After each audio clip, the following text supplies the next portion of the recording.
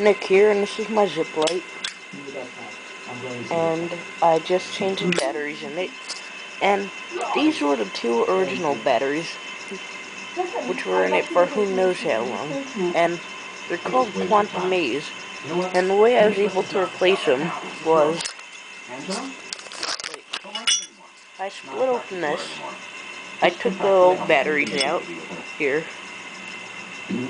and following Kip K's battery hack, I opened up a 9-volt battery and took 6 of these new Quantum Maze out and put them in.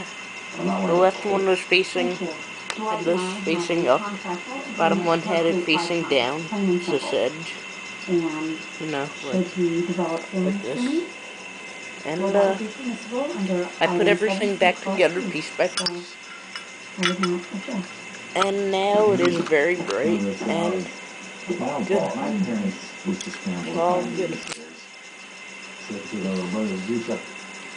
Zippo. I just, tonight, I mean, if you could... Yes!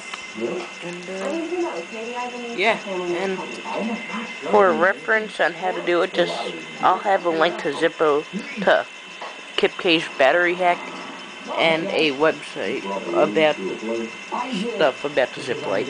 Okay, bye.